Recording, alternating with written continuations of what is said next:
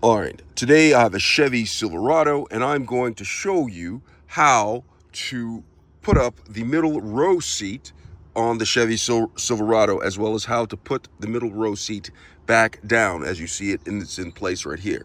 So right here you can see that the middle row seat is down where you can place things like coffee or whatever in your cups or whatever, place things right there. But however, you may not need it. Maybe you need that seat for an extra passenger. I'm going to show you how to do it.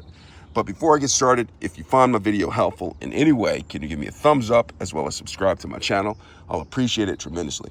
All right, so I'm in the rear, or excuse me, not in the rear of the vehicle. I'm in the front of the vehicle on the driver's side right here, and I see the middle row seat.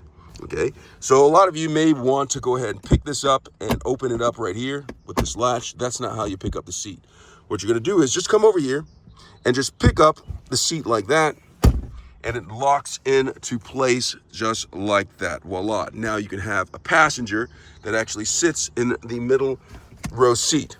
And bonus tip, go ahead and open up the compartment.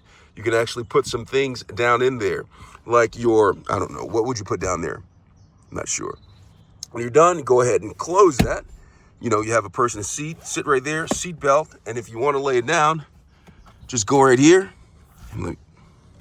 and you try to pull it down, but it doesn't come down there. Why? Because you need to go ahead and find a latch right here, or this pulley system right here. See it right here?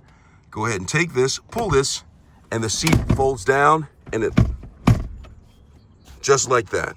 Okay, so again, recap, pull it up, locks into place, pull this lever, pulley, fold down. All right, and that is how you fold down the front middle seat, and that's how you put it up. I hope this video has been helpful. Thanks a lot for watching.